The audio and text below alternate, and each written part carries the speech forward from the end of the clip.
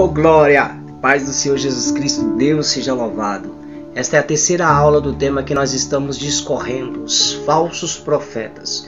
Anteriormente nós fizemos uma introdução explicando que os falsos profetas é um dos fortes sinais que assim antecede então a vinda do Senhor Jesus Cristo.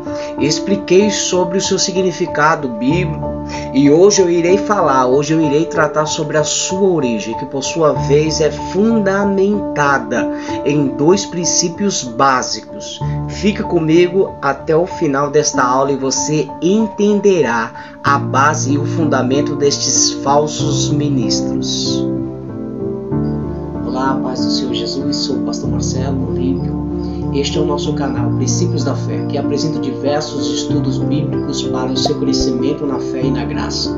Se ajunte à nossa comunidade, se inscreva no canal, nos fortaleça a propagar o Evangelho do Reino de Deus e ative o sino para receber novos vídeos a toda semana.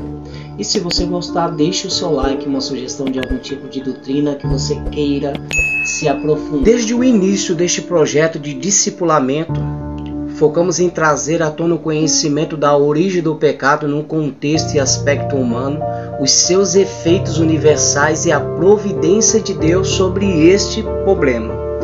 Analisando as Sagradas Escrituras, nós veremos que a existência atual dos falsos profetas tem uma origem, um princípio. E esta origem está estritamente relacionada à origem da apostasia, que nós estudamos nas aulas anteriores. Se você não assistiu, calma que os links desses vídeos e muitos outros estão abaixo na descrição. A origem dos falsos profetas tem também por protagonista o pai da apostasia, o maior inimigo da igreja do Senhor. Ele é também o mentor de todo este forte movimento de falsos profetas, ministros, doutores e até igrejas em nossos tempos atuais. Assim como a apostasia tem o pai, tem o mentor, a saber, o diabo, a antiga serpente, o príncipe deste mundo, não diferente os deturpadores da verdade, são ministros e filhos do maligno. E é dele que procede toda doutrina maligna e perversa, elaborada em seu laboratório, a saber, o inferno, onde saem as mais mirabolantes estratégias para se opor à igreja e ao santo evangelho. Todos os seus ministros são revestidos de poder e autoridade para cumprir todos os seus planos nesta terra.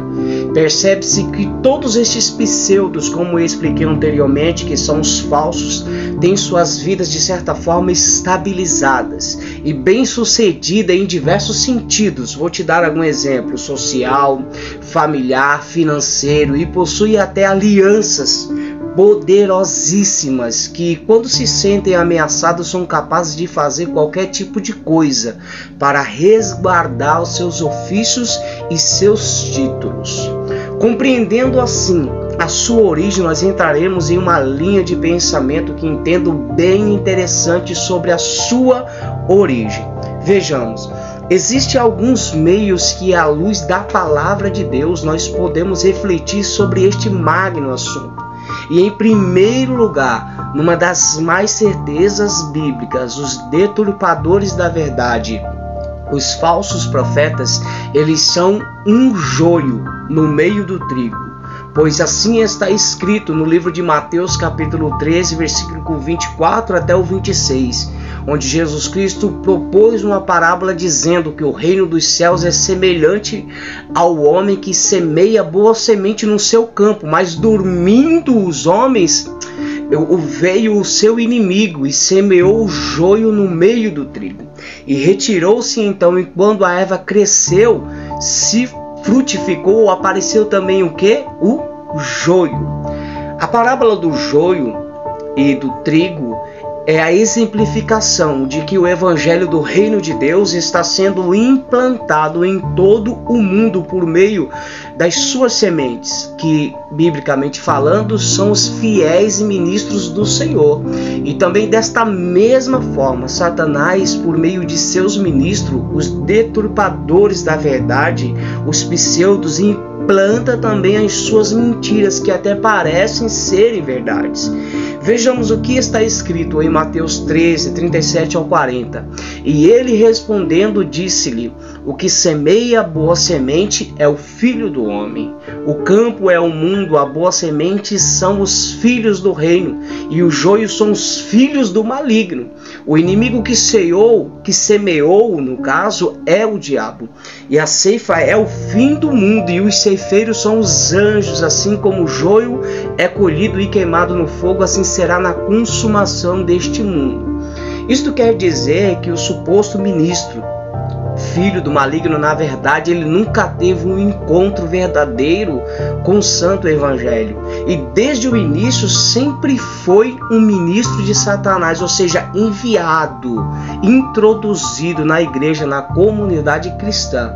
E é impressionante de se acreditar, mas esses acabam ocupando lugares e posições privilegiadas dentro da igreja, por assim possuírem certas influências, tipo sabedoria, conhecimentos atuais, filosóficos, uma boa renda e desenvoltura para cativar e transmitir seus pensamentos e ideias às pessoas.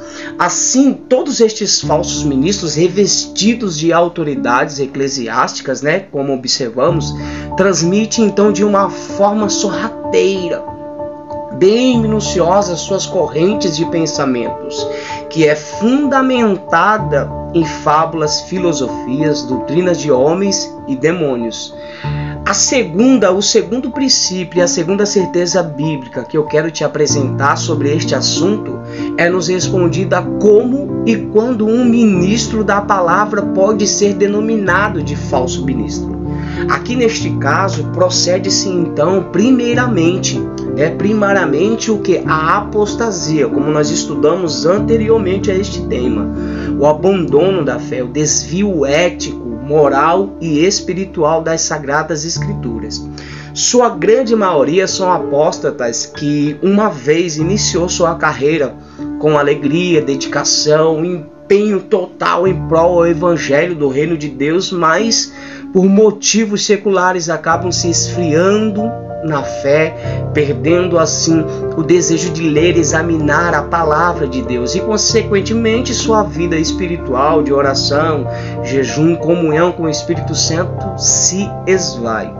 O enfraquecimento de todas essas necessidades espirituais que acabei de citar faz com que o mesmo perca cada vez mais a ligação na videira verdadeira.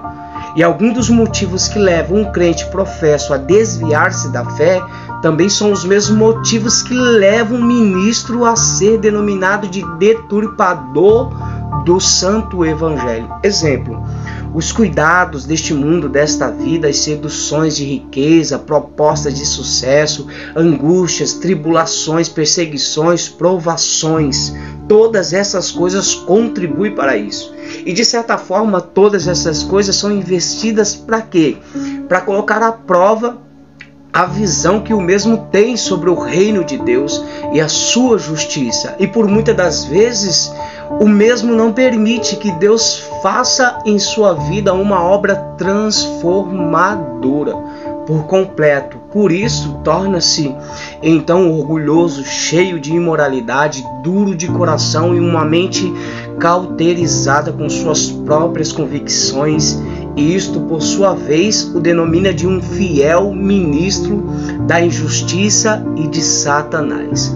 Estes são os que mais causam danos ao evangelho do reino de Deus, pelo fato deles terem conhecido uma vez o evangelho, vivido na comunidade cristã, e assim cumpre-se o escrito, Deste modo sobreveio que por um verdadeiro provérbio se diz que o cão voltou ao seu próprio vômito e a porca lavada ao seu espojadouro de lama.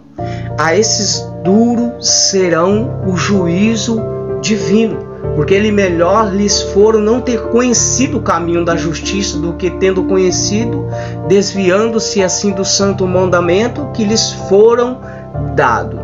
E não é à toa que o julgamento, se observarmos dentro das Sagradas Escrituras, se iniciará primeiramente pela casa de Deus, justamente pelo fato desses estarem introduzidos dentro da igreja, exercendo ofícios eclesiásticos. Em nome de Jesus Cristo, eu espero que você tenha compreendido este breve estudo sobre este tema que nós estamos discorrendo. Que o Senhor possa iluminar todos os seus caminhos, todos os seus pensamentos, te guarde nessa trajetória cristã e nos acompanhe até o final deste tema que nós estamos desenvolvendo.